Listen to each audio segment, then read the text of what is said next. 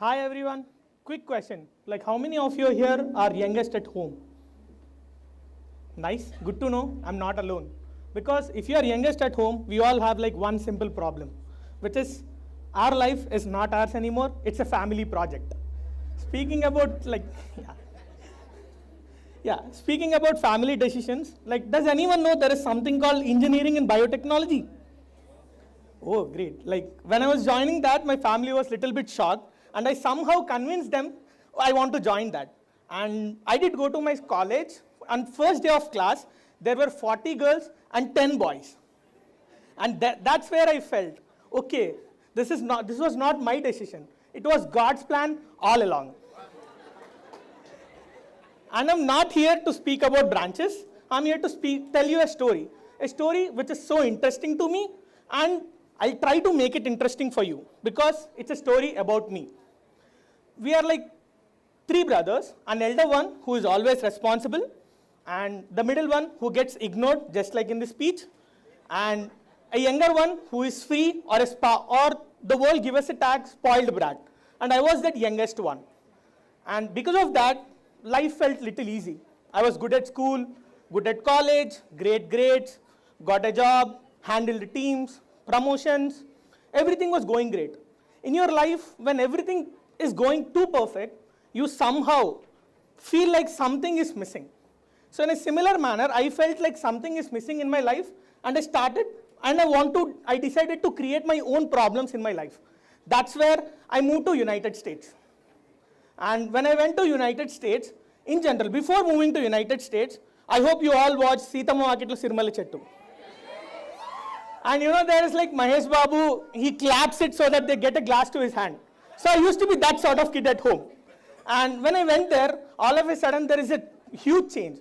I was washing my own clothes, doing my cooking, managing everything, fighting over eggs. As you hear stories about people in US, yes, we do fight over eggs. And after all this, and my family was shocked because this was a terrified change.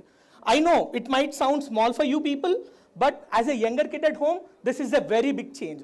I hope every parent here would relate that.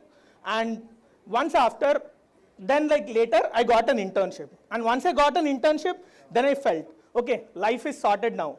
H1B, job, H1B, green card. And I was going on a couple of dates. So I was like, okay, amazing. My life is sorted now. Then later, like after my internship, my manager called me and said, hey Shyam, like we wouldn't be able to offer you PPO, which is pre-placement offer, due to budget constraints. I was like, yeah, okay, that's fine for now. I had no plan, no job, just uncertainty. But I did the same thing that I know or that I did from long time, which is I started applying again. And it took me a couple of months this time, and I was able to get another job. And when I got a job this time, again the same grin. Job, H1B, green card. Again, I was going on a couple of dates this time. But this time I was also going with Americans, so I felt like, okay, American citizen, the US dream is complete now. So then later, like after, and I also went on a couple of trips.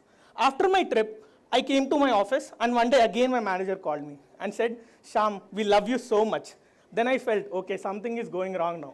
He said, sorry Shyam, we couldn't extend your employment due to visa issues. So I was little sad, little depressed. So I went back again, and I did the same thing that I again know, which is applying again. And this time it was completely different. It was not used to be the same as that I know.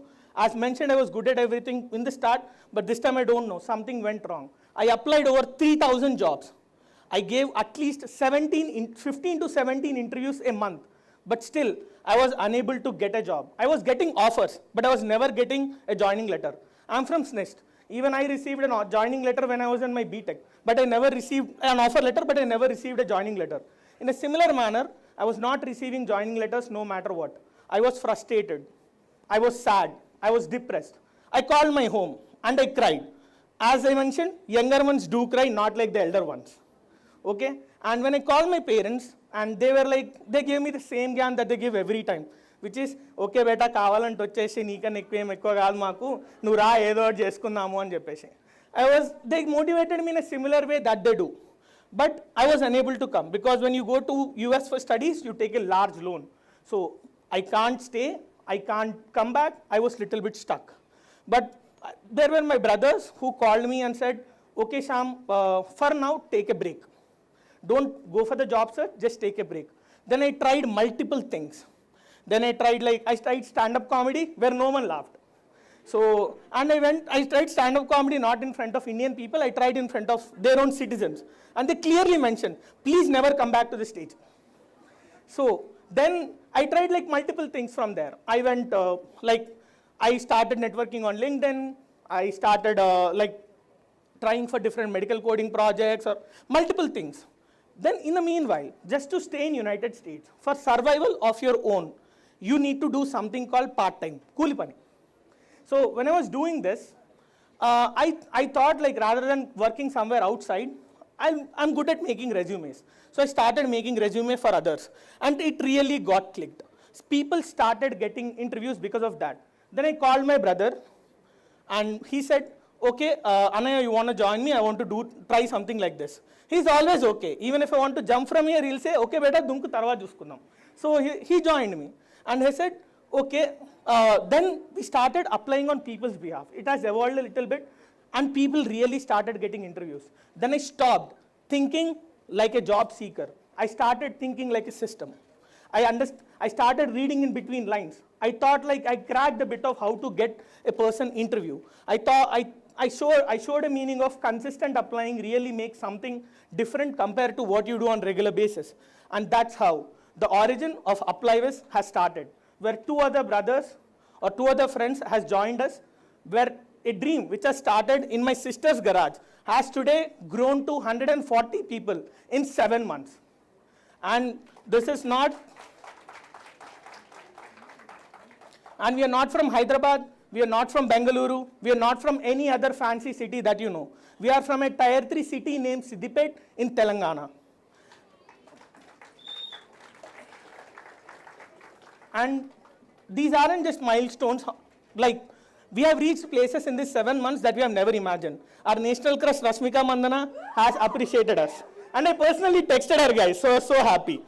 And also I was the first immigrant founder to audition at Shark Tank USA. And these aren't just milestones as I mentioned. Honestly, we are so proud about one single thing, which is 80% of our workforce is women. And this is not something, the reason it means a lot to us because I remember a conversation in our office which has completely changed what we do, the way we look, what we do in our office completely.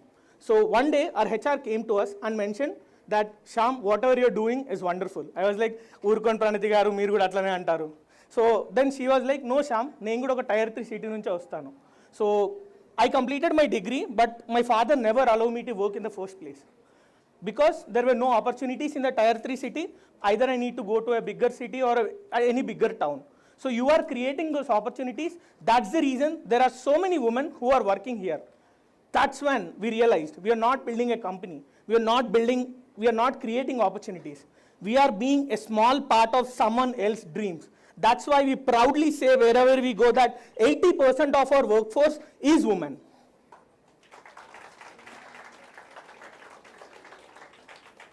Today people say that we grow fast, it's luck, but listen, Usain Bolt said that I trained like 4 years to run in 9 seconds.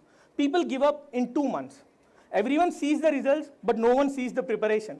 I started at the age of 14 managing my father's family, like business, which is a pharmacy. So at some point, we all 3 brothers were child labor at our home. But the same boy who dreamed of building something big is standing here right today.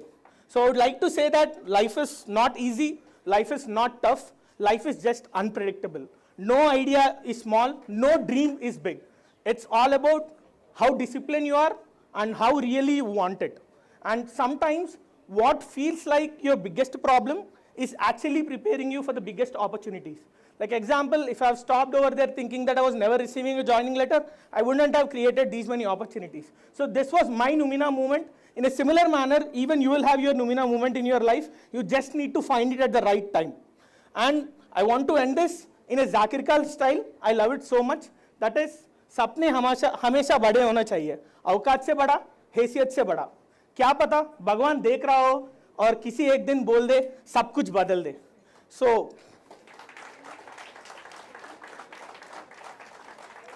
So one thing, as everyone mentions, dream big. So there is no perfect time, there is no perfect place to start something. If you have a dream, start it right away.